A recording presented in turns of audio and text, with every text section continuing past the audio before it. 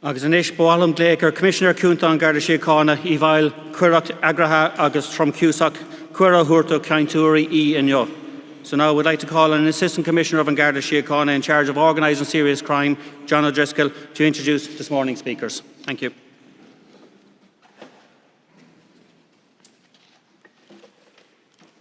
Minister, Ambassadors Cronin and Ambassador Mulhall, and all of you, you're very welcome here this morning.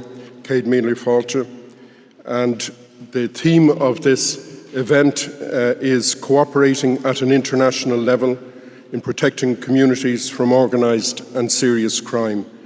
And those that are participating, the participating agencies, and you can see their logos here displayed behind me, are the US Department of State, the US Department of Treasury, represented by the Office of Foreign Asset Control, the US Drugs Enforcement Agency, US Customs Border Protection, and we have, from the UK, we have the National Crime Agency and Europol.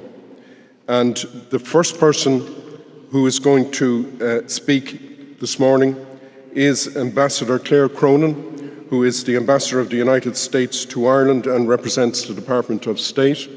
And she will give you the contribution on behalf of the Department of State.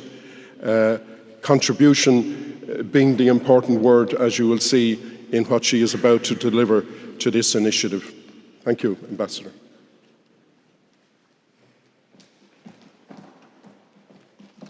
Thank you, Commissioner. Thank you, Commissioner Harris, for hosting this event today, and to Assistant Commissioner John O'Driscoll for organizing it. I'd also like to thank Ambassador Dan Mulhall, who has joined us here today. Thank you to all of the officials who have traveled from the United States, the United Kingdom, and the Netherlands to be here today. This event is a testament to the strong relationships between the United States, Ireland, the United Kingdom, and Europol. Thank you to Customs and Border Protection Deputy Commissioner Troy Miller, to Wendy Wilcock, DEA's Special Agent in charge of the Special Operations Division. Thanks to Gregory Gatyanis, the Associate Director for the Office of Global Targeting within the U.S. Department of Treasury's Office of Foreign Assistant Control, and to Matt Horn, the Deputy Director of Investigations in the UK's National Crime Agency, and to Yari Lioku, the head of the European Serious Organized Crime Department in Europol. I am very pleased to be here today for this important announcement of a series of actions our countries and organizations are undertaking jointly to counter the Kinahan transnational criminal organization, also known as the KTCO. The KTCO has been accused of a wide range of heinous crimes all around the world, including murder and trafficking in firearms and narcotics. Countering transnational organized crime is an urgent priority for President Biden and the US government. Transnational organized crime is a multi-billion-dollar business that transcends geographical boundaries and threatens global stability and democracies. Every year, millions of lives are affected by transnational organizations, including through drugs, violence, firearm deaths, and human trafficking and smuggling. And so today, the United States Department of State is pleased to announce a reward of up to $5 million for information leading to the financial disruption of the KTCO or the arrest and convictions of its leaders, Christopher Vincent Kinahan, Daniel Joseph Kinahan, and Christopher Kinahan Jr. This reward is offered under the Department of State's Transnational Organized Crime Rewards Program. This program and its sister Narcotics Reward Program have helped to bring more than 75 transnational criminals and major narcotics traffickers to justice since 1986. So far, the State Department has paid over $135 million in rewards through these programs. You will hear from others about further actions our organizations are undertaking to stop this dangerous group. Together, organizations have engaged in intense and lengthy international cooperation to get to this point. We want to send a clear message to transnational organized crime groups that the United States will continue to work with its partners and make every effort to disrupt their operations and bring their leaders to justice, no matter where they are. The U.S. and its partners will continue to work to protect the American people and other free societies around the world by detecting, disrupting, and reducing the power of these transnational organizations. I will now pass the stage to Assistant Deputy Commissioner John O'Driscoll. Again, thanks.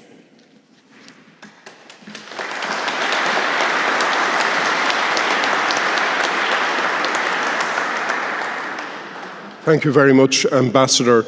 And before we move on to our other speakers from the US, the Commissioner, Drew Harris, will say a few words to you.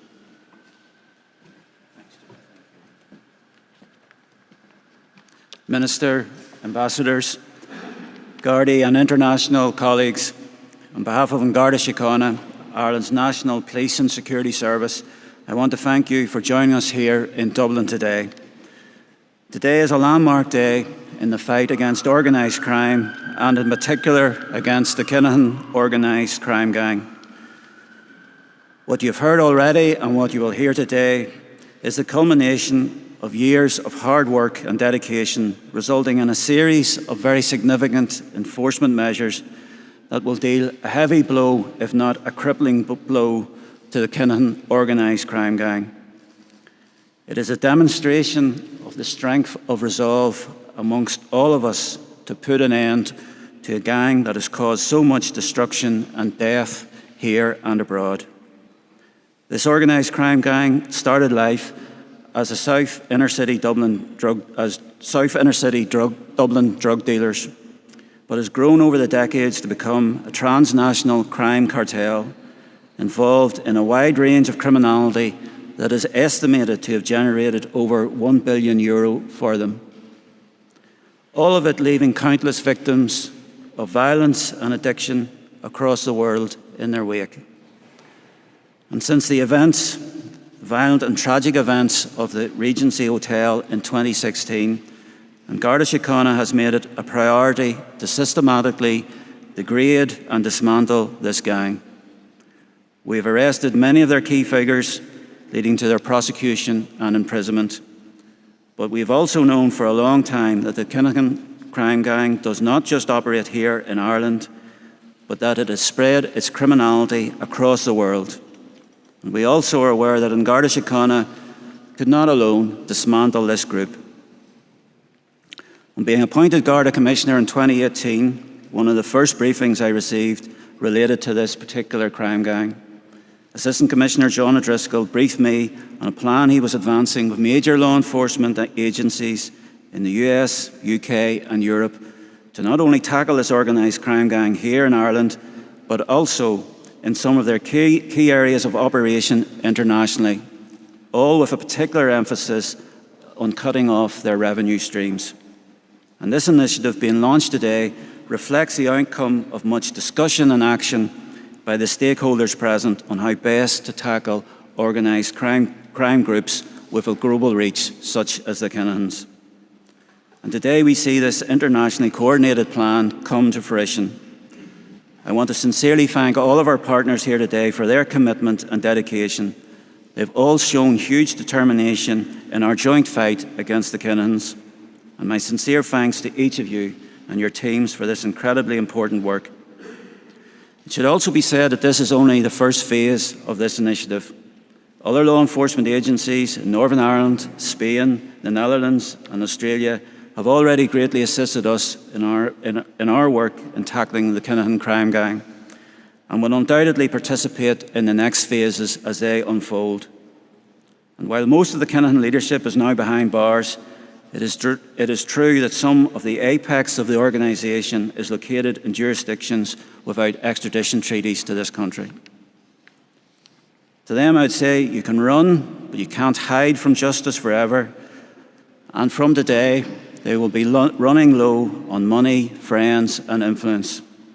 I'm confident, particularly with the strength of purpose demonstrated by all of the partners here today, that those senior members of the Kinahan gang will be brought to justice sooner rather than later. And that will be a good day for the citizens of this country and a good day for very many others throughout the world. Thank you very much. Thank you.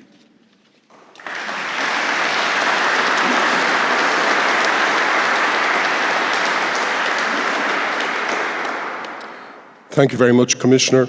And we'll now display our name for our next speaker, who will be representing the US, representing the Customs Protection Service. And Troy Miller is going to speak on behalf of that service. Thank you. Thank you. Thank you and good morning, everyone. It is an honor to be here today to represent U.S. Customs and Border Protection at this important announcement and to stand beside our partners in our shared commitment to bring criminal actors to justice. On behalf of U.S. Customs and Border Protection, I would like to thank Commissioner Harris and then Garda Síochána, the United Kingdom's National Crime Agency, Ambassador Cronin, and our colleagues at the U.S. Department of State and the Office of Foreign Assets Control in the U.S. Department of Treasury, our partners at the U.S. Drug Enforcement Agency, and the team of international investigators, analysts, and other law enforcement personnel who facilitated the global success that is being presented today. Your partnership and commitment to working together is the reason we can make this designation today and announce the reward for justice. It is our job at CBP to protect the American public and our allies from terrorists and criminal groups that seek to exploit trade and travel to do harm to others. If we have learned anything as an agency over the past 20 years, it is that we can only achieve success at this endeavor when we work together across the U.S. government and with our international colleagues to protect the public from illicit activity. Long gone are the days where we only communicated internally, targeting one bad actor at a time. When we partner with international partners and other government agencies like DEA, Treasury, and State Department, the U.S. government can enhance the knowledge of the entire networks, how they operate, move throughout the world, pay for things, and communicate with each other. We can then use this information to holistically target criminal networks and restrict their ability to commit crimes and harm the public. We have worked tirelessly at CBP to build an infrastructure that prioritizes information sharing, cooperation, and leveraging joint operations across the U.S. government to target bad actors and criminal organizations. CBP is a world leader in using travel data and cargo data where our legal authorities allow to assist both domestic and international law enforcement. Today's announcement is the result of 3 years of extensive interagency and international work. I'm proud to be here today to make clear to the world our shared goals and values, that drug trafficking, money laundering, fraud, murder, and extortion have no place in our countries. We will use every authority at our disposal to curtail these threats and prevent them. And we will continue to work with our Irish and UK colleagues to bring bad actors to justice and keep the global public safe from these criminals. In this light, I want it to be known that foreign national members of this organization are not welcome in the United States. CBP will identify and deny access to those individuals who seek to travel. We should be proud of the work done to get to this point while remaining steadfast and vigilant for the work still to come. Today's announcement is a shining example of our mutual commitment to collaboration and demonstrates that the world becomes a safer place when we work together. Thank you.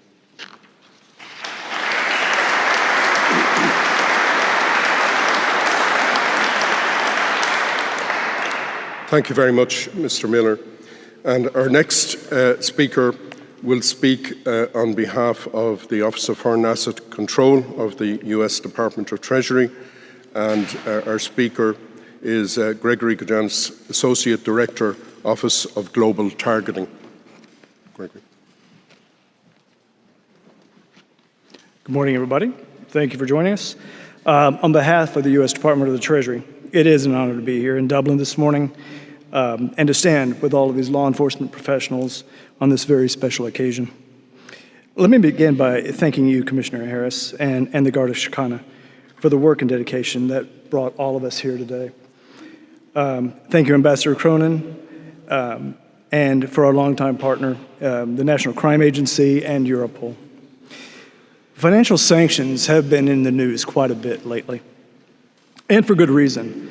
The United States sanctions are presidential authorities that are delegated to the Treasury Department and are among the most powerful and strategic tools used to protect national and international security.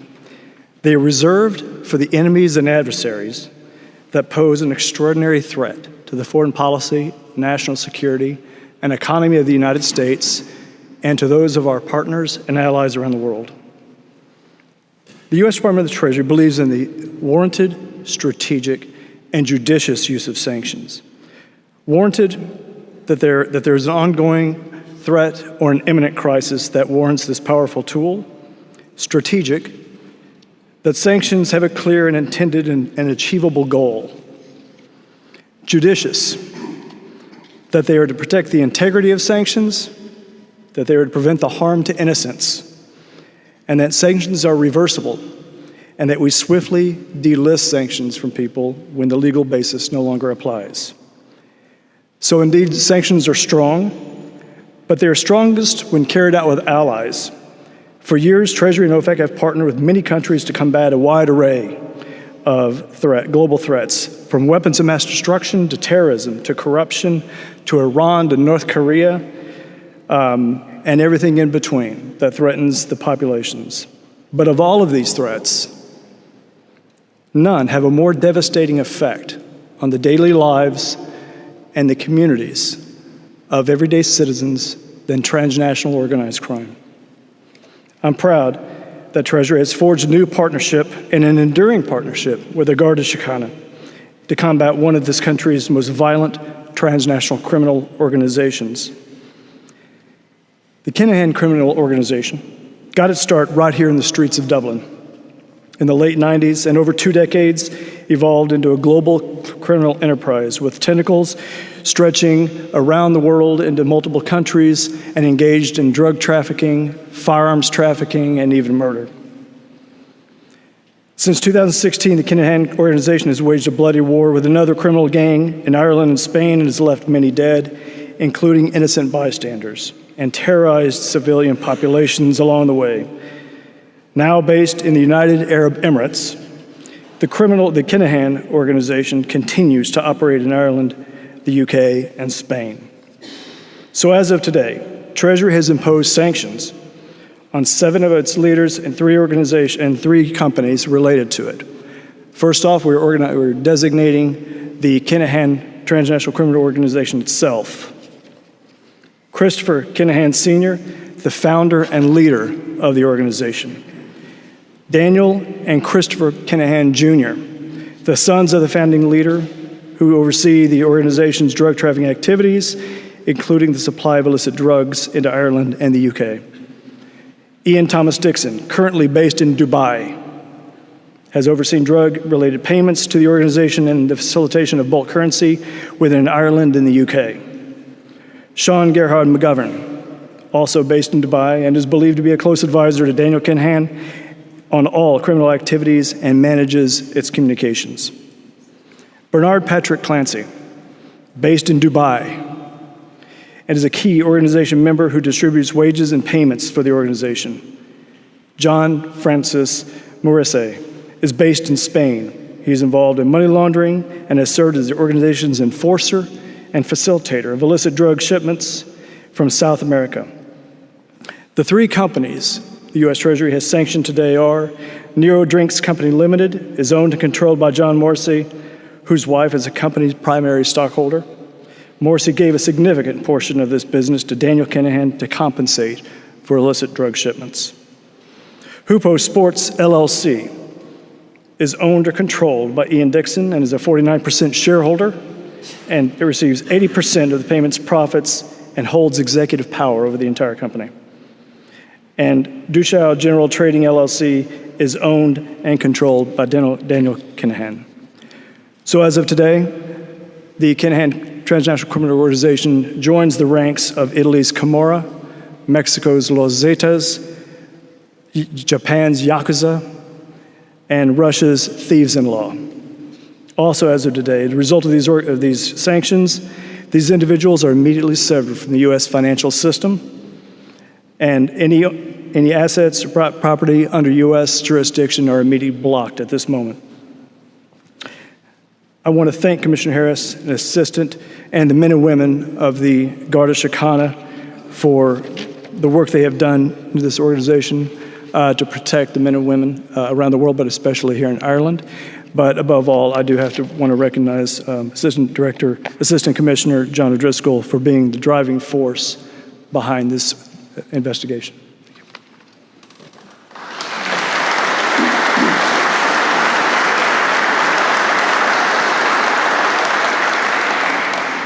Thank you very much, Mr. Gajans, for your contribution and the contribution of OFAC to this important initiative. The next speaker from the United States is Wendy Woolcock, who is a special agent in charge of the Special Operations Division of the Drugs Enforcement Administration. Please, Wendy.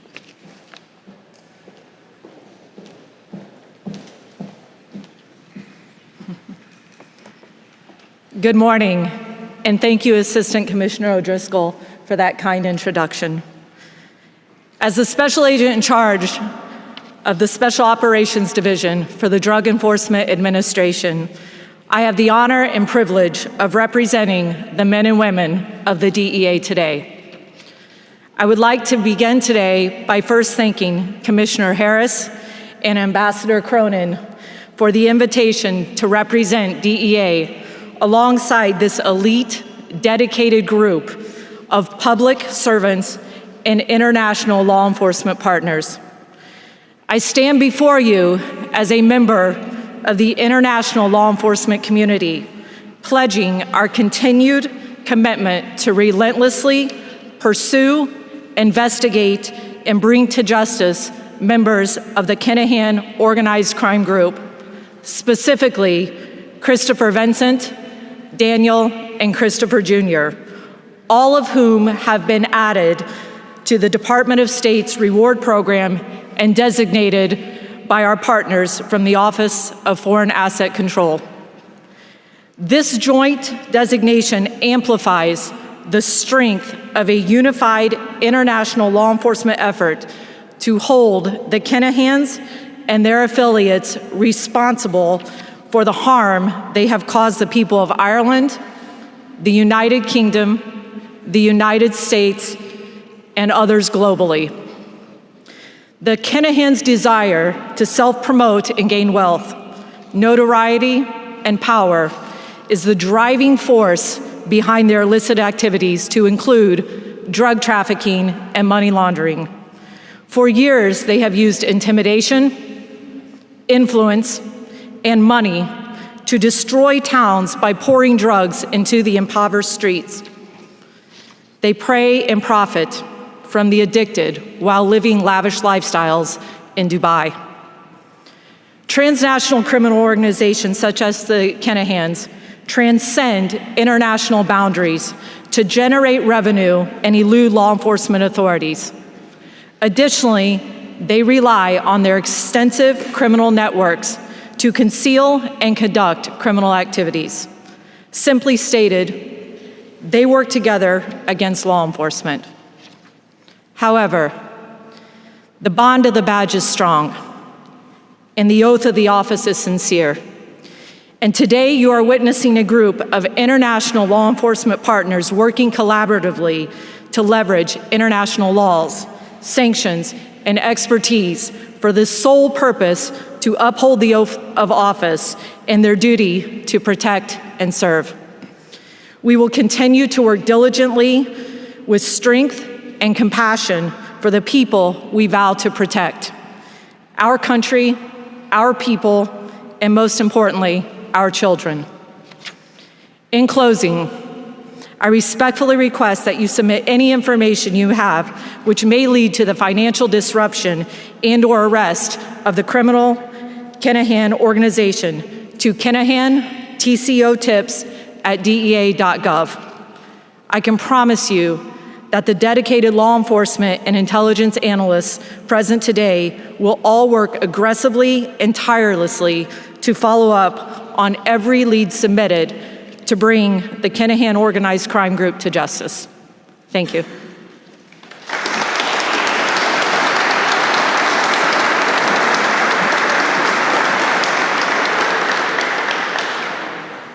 Thank you very much, Ms. Wilcock, for that contribution and indeed the ongoing contribution of the Drugs Enforcement Administration, who work very closely with us in dealing with crime of the nature concerned. We now move across the globe back to Europe, and our next speaker is Matt Horn, the Deputy Director of Investigations at the UK's National Crime Agency.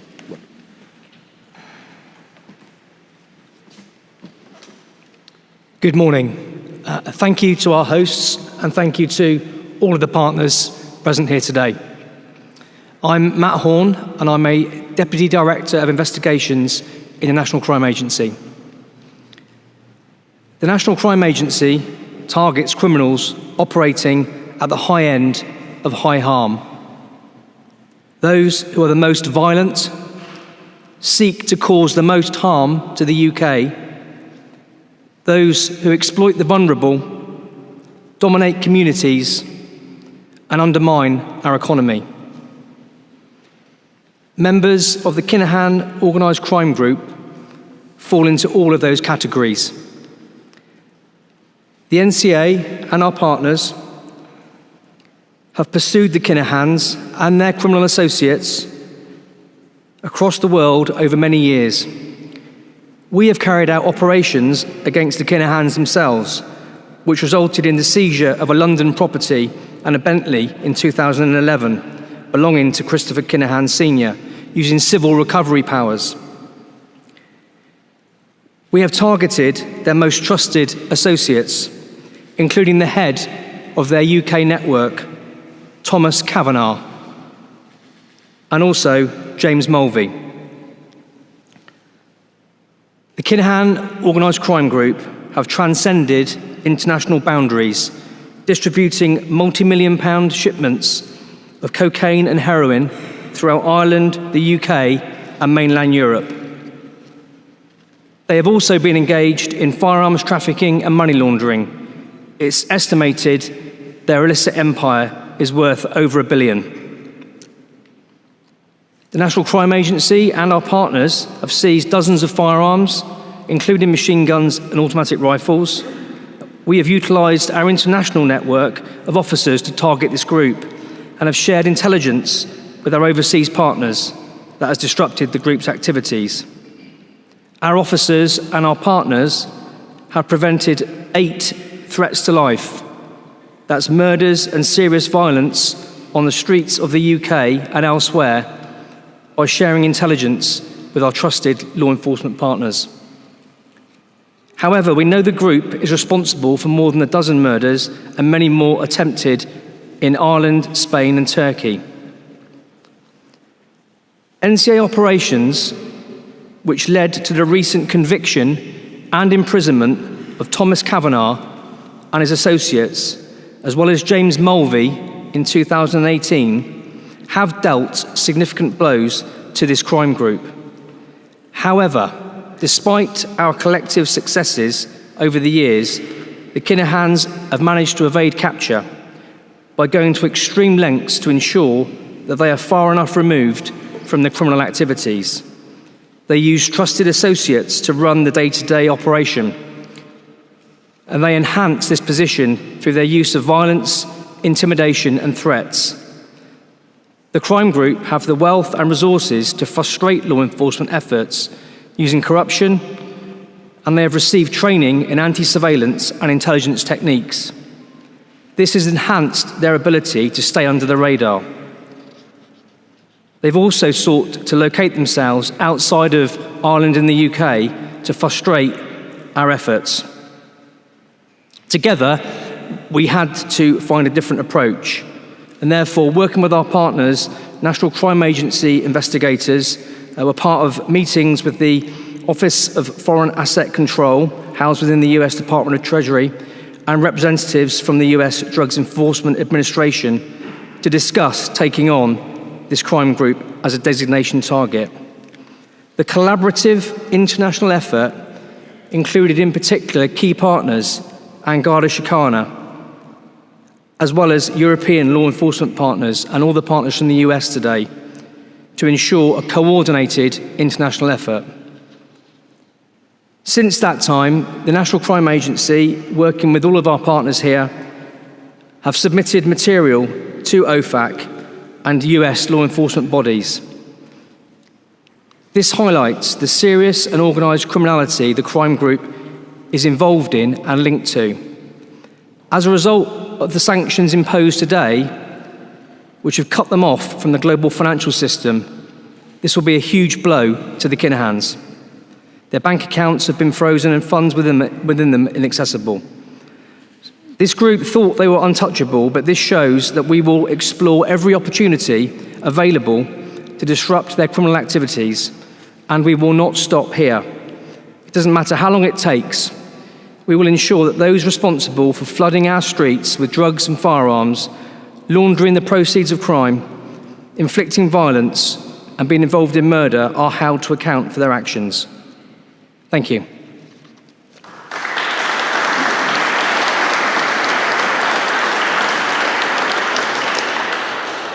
Thank you, Matt, for your contribution and indeed the ongoing working relationship between the Garda Síochána and the UK's National Crime Agency. Our next speaker is Jari Luku, from Head of Department at European Serious and Organised Crime Centre in Europol. Jari.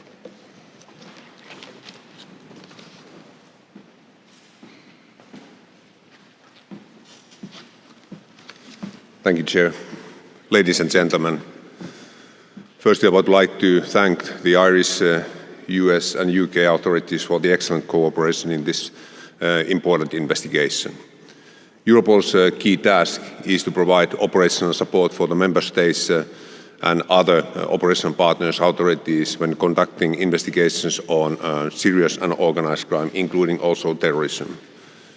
We provide technical, tactical and financial support for the investigations, and these services were also made available for this investigation. One of our key functions is to act as an EU intelligence hub, meaning that we need to ensure that the Member States and other operational partners can exchange on a real-time basis operational personal data to be used for the investigations. This is one of the key functions for Europol. And of course, at the moment we can see that the amount of information in Europol analysis systems is increasing. Last year we got 22% more information than during the previous year on serious and organised crime. This is of course improving that the organised crime in the EU is increasing, but it is also proving that the cooperation need among the law enforcement authorities is increasing, because organised crime is becoming increasingly international. What we know about high-risk organised crime in the EU from Europol's perspective, as has been mentioned already by various speakers, organised crime in the EU is increasing, and it poses a high and diverse, most diverse risk for the EU's internal security. It is affecting and undermining all levels of societies. This development is specifically accelerated because of the increasing profits of organized crime. We have estimated in Europol that the minimum annual value of proceeds of crime in the EU is approximately 110 billion euros, and only less than 2% of the proceeds of crime are confiscated. Therefore, the actions that are today published by the US and Irish authorities are extremely important when fighting organized crime. The best overview of the EU organized crime can be seen by assessing Europol's threat assessment on serious and organized crime 2021, and also the outcomes of the investigations that we are currently supporting. Last year we supported more than 2,300 investigations on cross-border high-risk crime. And based on these investigations and threat assessment, we can see that there are certain key features that are common to the high-risk organized crime. Firstly, they are mainly dealing with drugs trafficking activities. We see that approximately 48% of the organized crime groups are dealing with drugs trafficking. On the other hand, we see that violence and corruption are increasing. Both crimes are increasing approximately 60%. Organized crime groups are involved in these activities, and we estimate that 60% of the organized crime groups are involved in corruption and violence, and are using these instruments to facilitate their criminal activities. On the other hand, we see that approximately 80% of the organized crime groups are using legal or misusing legal structures to facilitate their criminal activities. And finally, we can see that the new technology and also the international networks are more and more exploited by the organized crime. What are the requirements for today's investigations on global organized crime from our perspective? Europol has provided operational support to authorities of Ireland and a number of other countries in investigations in Kinahan clan to ensure that the operational objectives are met. These investigations and other similar investigations on high-risk organized crime prove that the authorities have to ensure real-time information exchange and operational cooperation. We need to have a joint processing of real-time large data sets on a common platform, and Europol is providing this service for the EU member states. We need to make available artificial intelligence, including machine learning tools, for the processing of large and diverse data sets. And we need to also use international operational task forces operating according to a common operational plan. Otherwise, it's impossible for the law enforcement authorities to make an impact on the organized crime. Finally, Europol would like to thank once again the Irish, US and UK authorities for the excellent cooperation and ensure that we are available to provide support for the follow-up activities in this important investigation. Thank you very much.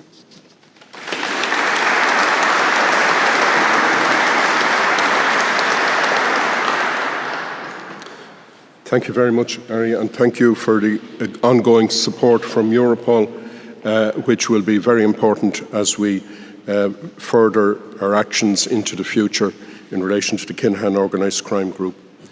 It now falls on me to say a few words in relation to operational activity engaged in by the Garda Síochána in relation to the Kinahan organised crime group, which has its origins in South Inner City of Dublin.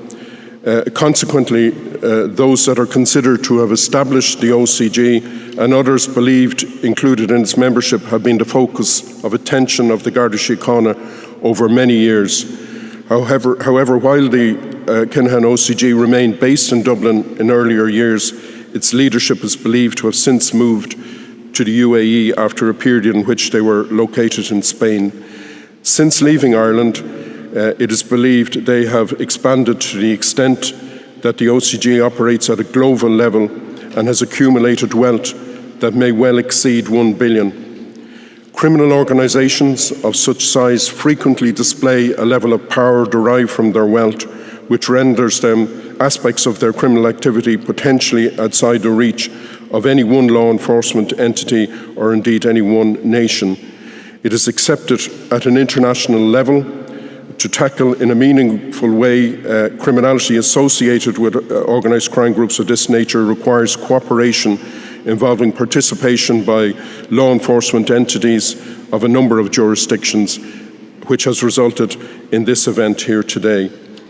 The reaction of the Kinahan organised crime group to the murder of a person associated with the group in a hotel in Dublin in February 2016 represented a defining time from the perspective of how the Garda Síochána would tackle criminality associated with the organised crime group. The extent to which the OCG had developed from being a group of criminals located and engaged in crime in Dublin to being a transnational organised crime group possessed of significant wealth and the power that is derived from that wealth became evident. This power was exercised through a campaign of murder in Ireland and elsewhere, directed by the hierarchy of the group, who are believed to have taken up residence at locations far removed, not alone from Ireland, but also Europe.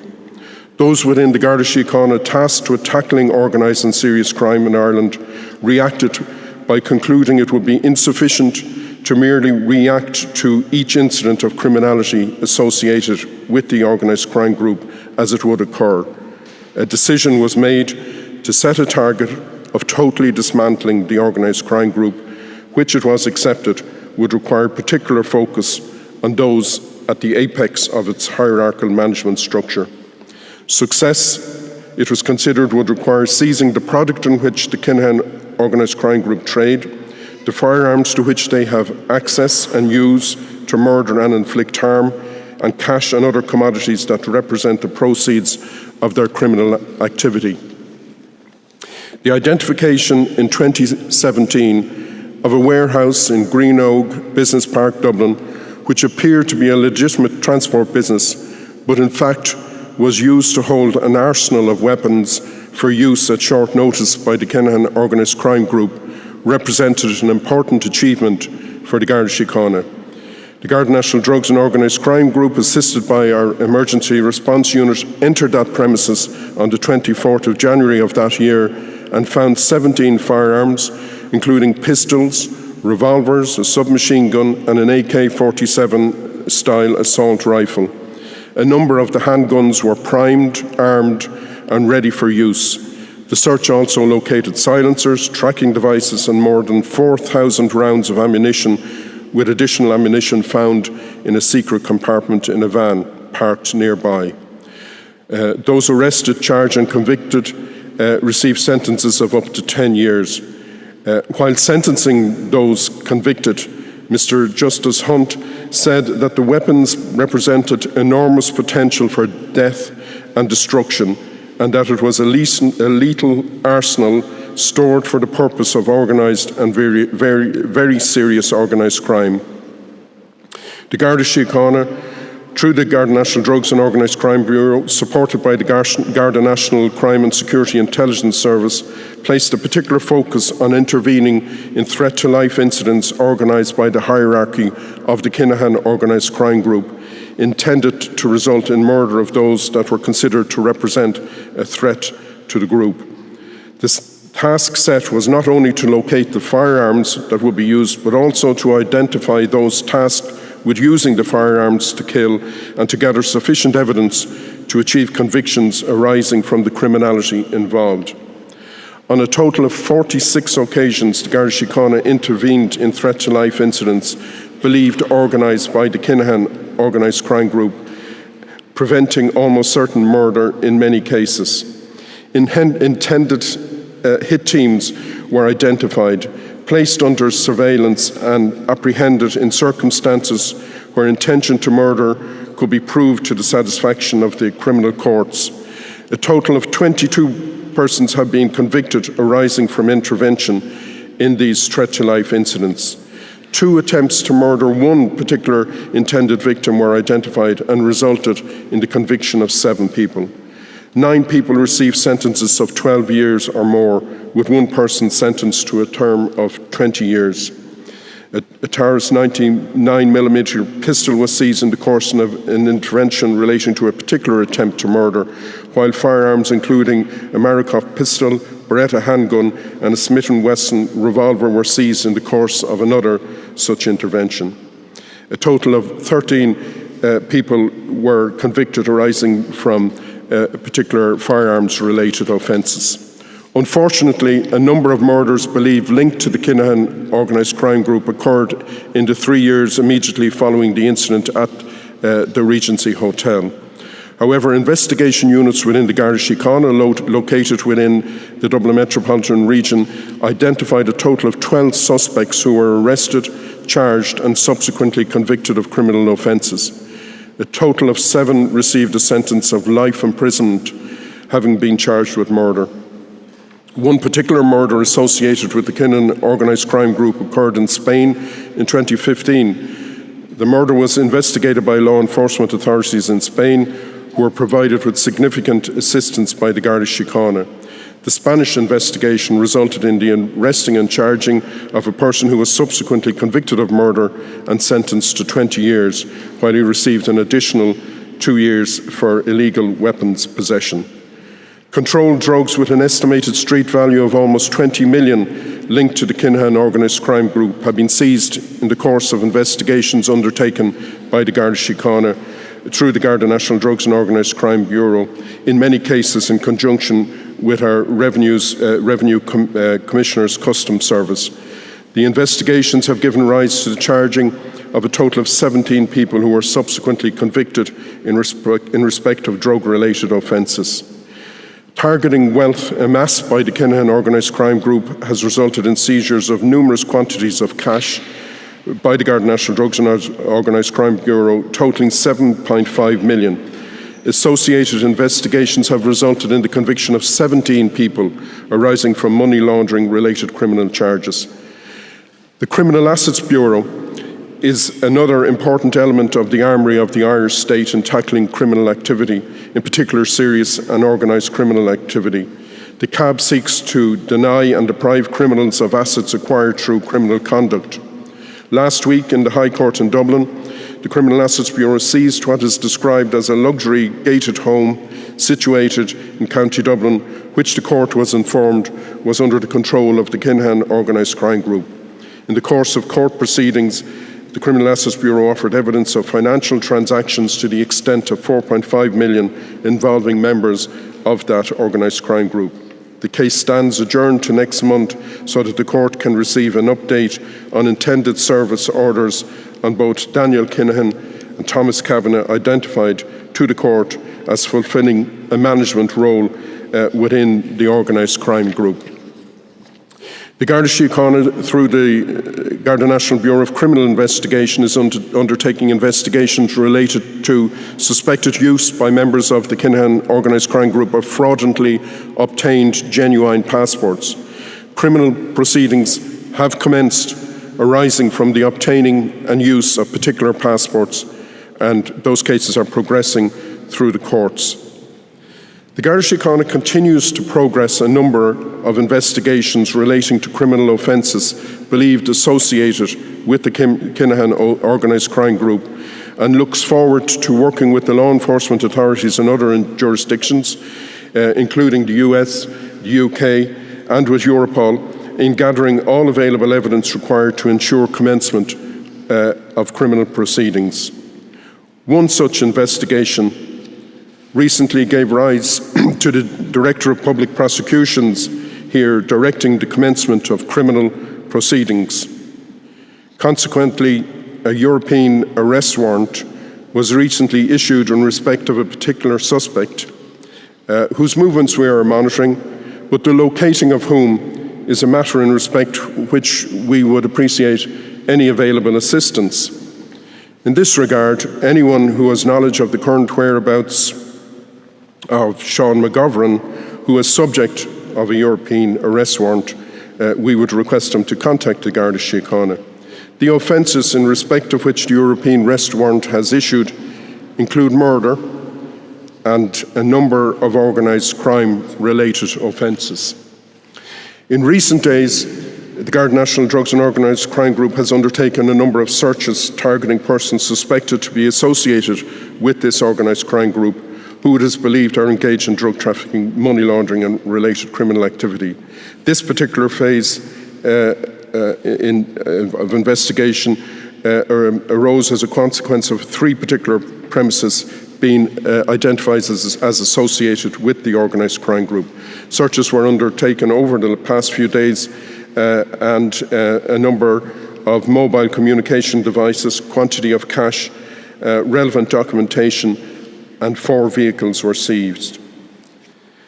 Today, however, we place particular focus on the Garda Síochána's liaison with law enforcement and other entities from elsewhere on the globe with whom we have forged a powerful working relationship and a common interest in dismantling the Kinahan organised crime group. Today also we focus on a process of dismantling. However, as is often the case when engaged in demolition, the intention is to build something better that will exist into the future.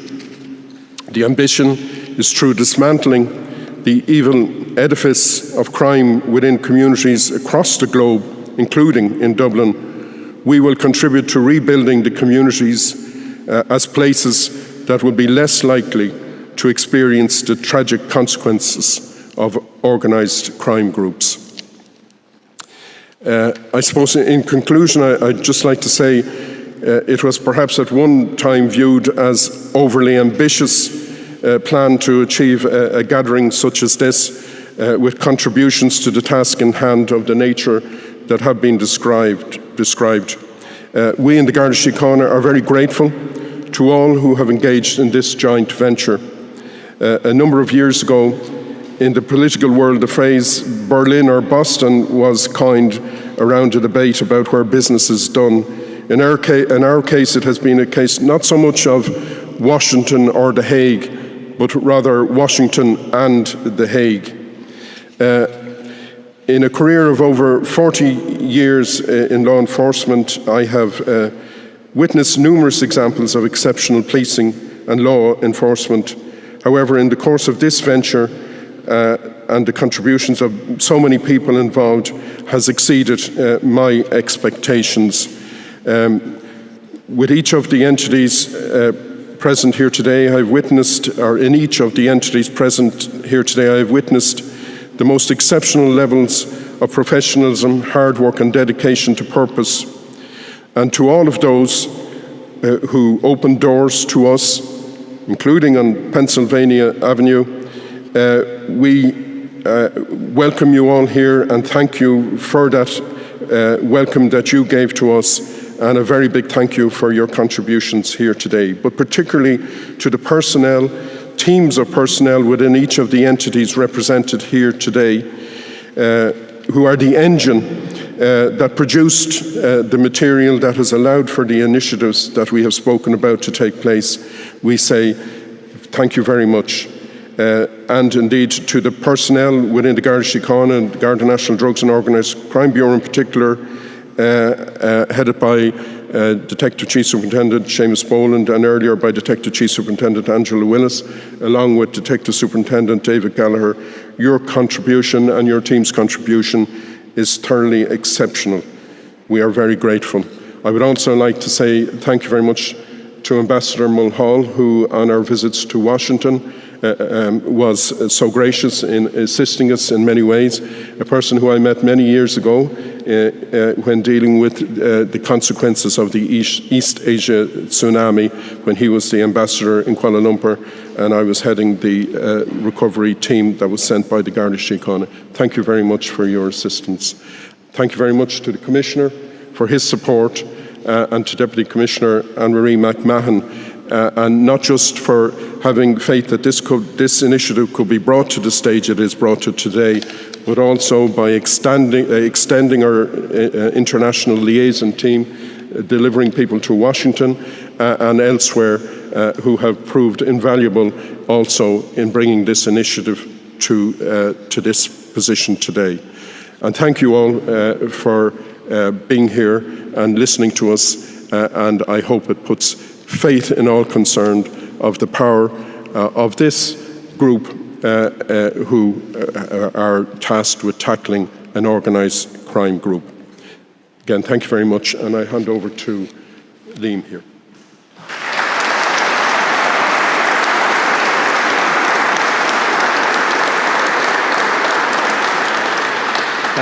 Commissioner Kunta, thank you very much, Assistant Commissioner.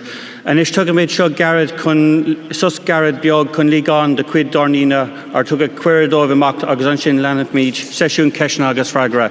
We will take a very short break now. I would ask you to stay in your seats to allow some of our invited guests to leave and to reset up. We will then facilitate a question and answer session with Commissioner of Garda Síochána, Mr. Drew Harris, Assistant Commissioner John O'Driscoll and Matt Horn, NCA Deputy Director of Operations. So if you give us just 1 minute to 2 minutes to just reset, and we'll come back for a question and answer session. For those persons online, we will try and facilitate some questions from online. So if you want to submit questions now, we will try and facilitate that as well. Thank you. The first one is that Daniel Kinahan consistently says that he is an innocent man, that he has no convictions, and he has been maligned and targeted by the Irish authorities. So what do you say to Daniel Kinahan's convention and his claims that he is an innocent man with no convictions? And secondly, I mean, this is, I think most people would agree, it's a truly impressive achievement to get the US authorities, to get the European authorities, and to get the UK authorities on board with the Garda to target this criminal organisation. But the elephant in the room are the authorities in the United Arab Emirates. Are you going to get them on board? When and how? In some ways, we can wrap those two questions together.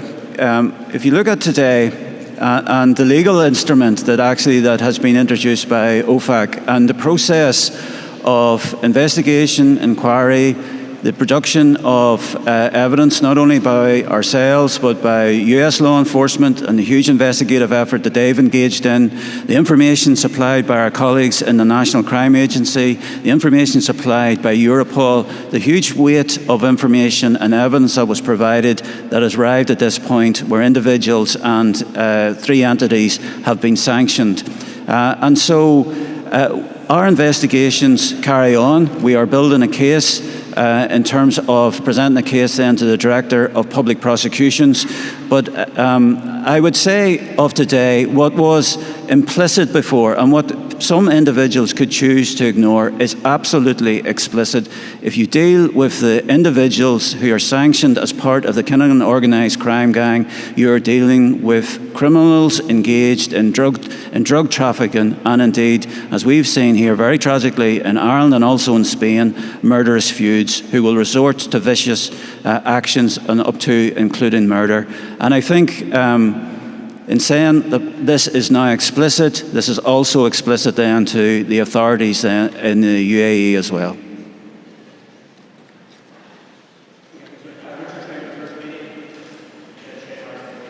Commissioner, just in terms of 2 questions from me, why now, why at this point did the United States authorities get involved at this juncture? What convinced them that this was a threat that they needed to step in with the level of effectively bounty and the level of sanctions that they have imposed? And secondly, what would your message be to people involved in the sporting world who are engaged still with some of the businesses associated with the Kinahan organised crime group? Well, if I might turn to my colleague, just John O'Driscoll, who's done Trojan work and has personally engaged in this and driven this through to set out the process. But this has been a long and complicated process, and it has involved much work on our part and much work on the part of our investigative partners. Please, John. Thank you, Commissioner. As the Commissioner said when he spoke earlier, on his arrival in the organisation as Commissioner and my first meeting with him, I spoke about this as a target, and therefore our engagement with the US goes back to that time. And indeed, shortly after the Commissioner took up office, he was travelling to Washington at a time that I was also there on business, and he took the opportunity at that time to speak to some of the people who we were dealing with. And he again, when he was in Washington more recently, and I was there on this business, met with the US authorities again. This is a venture that has been going on for some time. He politely didn't say when I first spoke to him that I told him this day would occur a lot sooner than today, but in fact it was because the collaboration developed and became more productive and has potential to lead to other successful outcomes that it has taken the length of time that is involved. And indeed, the fact that our engagement, particularly with OFAC, is ongoing for a long time is clear because you are aware that that particular office has an involvement in sanctioning in another sphere, and it is the same office that is engaged in the sanctioning that we hear so much about in the news these days. And it is only because this initiative had advanced to such an extent in advance of that unfortunate situation in Ukraine that we were able to bring this to a conclusion despite they being so busy in that particular aspect of their work. So the second part of your question related then to the sporting world. Well, again, I would make the point that what was implicit is now absolutely explicit. And if you deal with these individuals who have been sanctioned, or these entities which are being sanctioned, you are involved in a criminal network. I would ask them to look to their own business, the probity of their own business, and then their relationship with their fans. And really, is this something that they want to be involved with in terms of their legitimate business? And I would think the answer to that is a resounding no. And if I could just add to that, aside from the organised crime group destroying communities by peddling drugs, they are also attempting to destroy a sport that is so important to inner city communities, and the manner in which they have interfered in the sporting world has really provided even more incentive, if we didn't have enough, to bring about the downfall of this particular organised crime group. Fairly similar to what Richard was asking, it's probably a question more directed at the Americans, because we have 3 companies named, but not maybe a company that is most associated with Daniel Kinahan in terms of reputation laundering. Just wondering why that might be the case, and what would you say to those very, very high-profile boxers in particular, but we know the Kinahan Group is also moving into football agents management. What would you say to those really high-profile sportsmen who continue to be associated with the Kinahan Group? Well, in respect to the first part, I think that's illustrative of the rigour by which US federal law enforcement, and in particular the Office of OFAC, approach this matter. We have made the first phase of our announcement. Our investigations carry on. So this isn't in effect the final word that we would wish to see in respect of sanctions. We have more information and more evidence to glean, along with our partners, to see if we can extend the sanctions further. That would be part of our overall strategy in respect of this. And in respect then of individuals and very prominent sporting individuals who are obviously in some way connected with this group, and I would say you need to look to your sport, you need to look to your fans, and you need to think of your own reputation, because this is a very serious announcement made today after a huge amount of work. It will withstand scrutiny, and what we're saying is based very solidly on the evidence and information that very many law enforcement agencies you saw represented here today have gleaned and have provided in effect to an independent office for what is a presidential direction. Thank you. Yeah, it's a question for Matt, please. You touched upon the worth of the Kinahan crime gang, and you mentioned the 8 attempts on life thwarted in the UK. When it comes to threatening law and order, how dominant, how responsible for flooding UK streets with drugs are the Kinahans? So I think you've heard today from many of the partners here that this group is a transnational organised crime group, and that's exactly how we assess them. So we assess that they've got a significant role in orchestrating and organising major drug shipments firearms shipments that impact in the UK, on the streets of the UK, in Ireland, Europe and elsewhere and beyond. So we do assess this group to be a high threat, high harm organised crime gang, and that's why we've targeted, from an NCA point of view, the UK subsidiaries, if you like, in terms of the operation against Kavanagh and his associates and the operation against Mulvey. And that's why we've worked so closely with Garda Síochána and the US authorities and European partners to share intelligence, to share evidence, because of the threat that's posed, level of violence, the use of lethal firearms, and of course the high level orchestration of international drugs trafficking, which we're all committed to combating. They are a highly significant organisation impacting on the UK. There are others, but it's a measure of how seriously we take this group, the commitment that's been put to this operation, the partnership you've seen with Garda Síochána, with the other agencies represented. It shows the level of threat and the high orchestration and organisation of drugs trafficking that this group represents to the UK. Good morning. Firstly, just I suppose to Assistant Commissioner Driscoll, you might be best to answer this. So what are the next phases now of this investigation in terms of bringing the Kinahan organised crime group and its leaders back to justice? Are you putting pressure on the UAE? Is the US putting pressure on the UAE? And to Mr. Horne as well, are you and your group looking now to speak to some of the big boxing promoters who have openly said they have worked with Daniel Kinahan because that is who a boxer sends to represent them? Are you now looking to speak to those individuals in search of information from them after this latest development? First of all, in terms of the next steps, I outlined today, for example, how one investigation that has been ongoing for some time has resulted in the issuing of a European arrest warrant.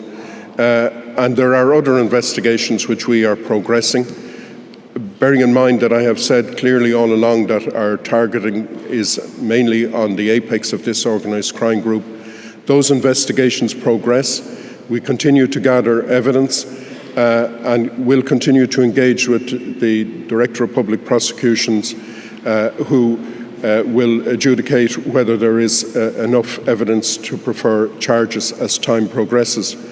You have heard the input from the other agencies that are participating, who continue also to progress their operational activity, including OFAC, who, while sanctioning particular people and entities today, may well sanction other entities into the future and other people into the future as this endeavour continues. And we continue to engage also with the National Crime Agency in the UK to progress other aspects of this particular initiative. So a lot of investigations taking place, all of which are progressing, some progressing particularly well, and we expect further developments into the future in that regard. Okay, thanks very much. There are a number of questions online, but I think the content of them have been... Sorry. Further component addressed to myself, I think, wasn't there? So I think you're asking about boxing. I mean, I'm going to reiterate the points that have been made by the Commissioner, that it is absolutely a matter for sport and the leaders of sport and the participants in that to take a look at who they're doing business with and whether they're comfortable with that and to take the right steps. That's an appropriate matter for the sporting community to address. In terms of further information and what we'll do next, you've heard there are ongoing investigations, there is ongoing intelligence cooperation, a significant announcement has been made around a reward and a request, an appeal for information, and we want people to come forward, and a link has been, I think, broadcast as part of this for where people should bring their information to. And absolutely, all of us will work together on any leads, intelligence, evidence that we can glean to continue to target this group. Okay, thank you very much. There have been a number of online questions, but I think either the question or the content has already been answered, and some of the answers that we've already given. So, RTE for one final question, please. Yeah, as a broadcaster, I just wanted to ask you, how does today's announcement affect on broadcasters, particularly sports broadcasters who may be prepared to broadcast boxing matches in which the Kinahans are involved in? And the second question is in relation to the Byrne Organised Crime Group, which is a franchise of the Kinahan Organised Crime Group. As you know, Liam Byrne has gone to Birmingham and he's based his operations there after the Criminal Assets Bureau seized his assets. Because it's a franchise of the Kinahan Organised Crime Group, is it included in today's sanctions? Because the Kinahan Group has been sanctioned. So is the Byrne Organised Crime Group included? Is Liam Byrne included? In respect of the sanctions today, they are directed towards those individuals. They're specific to those individuals, and then to the entities. But obviously, all of us, and the NCA included, we are very concerned about organised crime throughout these islands, and we are very aware of the various connections between organised crime groups. You describe them as franchise, and that is probably an accurate description of the relationship that is there between the Kinahan Organised Crime Group and then other smaller factions. So they are part of our investigative effort. AC O'Driscoll earlier set out a huge amount of investigative effort that has been carried out here in Ireland in terms of bringing individuals to justice. The same with the National Crime Agency, and then also the regional crime squads that are based in the United Kingdom as well. And also then we have the involvement in Europol. And I have to point out that some of the countries who aren't represented here still remain very active: the Dutch, the Spanish, the Australians, and also then our colleagues in the Police Service of Northern Ireland. So there is a huge effort beyond even what we've seen and been talking about directly here today. And your first question in respect of broadcasters, I think just my overall comment in respect of just the business of sport. Today we've made it very clear through this announcement who and what exactly the Kinahan Organised Crime Group is. Individuals, specific individuals have been sanctioned, and it's then for business to make a decision considering the probity of their own business, the probity then of all the business that comes from sport, and also then their fans, and even just then the reputation of a sport, whether they should carry on in any business dealings with any of these sanctioned individuals. And then in fact then, in the US, that is in fact prohibited.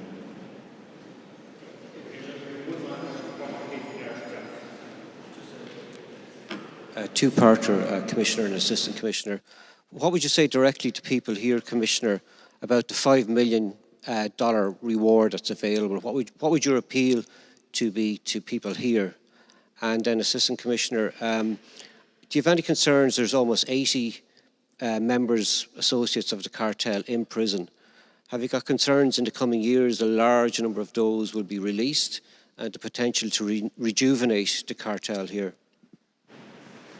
Well, firstly, in respect of the appeal, and it's a very significant appeal in terms just of the money that's been offered, but also the nature of the appeal, because it is in respect of information around individuals who have been yet brought to justice. So we are obviously very open to receiving information, as are the US authorities, and when we receive that information or it's received by US law enforcement, then we will act on that appropriately. The people here in Ireland, we obviously will support anyone who comes forward and provides information to us, and then it's for the US authorities to decide whether they're within the reward programme or not. Our investigations are ongoing. This is not fire brigade policing. This is a plan to ensure that we bring down this organised crime group. So even when crime is not being committed at any particular time, we still have our focus on everyone that is in that crime group. So many people are in prison, have received lengthy sentences in some respects, and they may well want to reflect on that and see the price that they have paid for being associated with this particular organised crime group. And also, what is happening here today may lead others to a belief that they will be better off cutting their links with this particular crime group, and indeed to cutting their links with criminal activity. The Office of Foreign Asset Control, in sanctioning people today, finished their document by saying, as they do each time they sanction, if behaviour changes and people adopt a different course, the sanctions will be lifted. And it's an opportunity for people engaged in crime to realise it won't pay, and perhaps we better take a different course. Okay, thank you. Thanks. Okay, thank you very much, everybody. That's this morning's press conference finished. Gormaha Gut agus Long Gafol.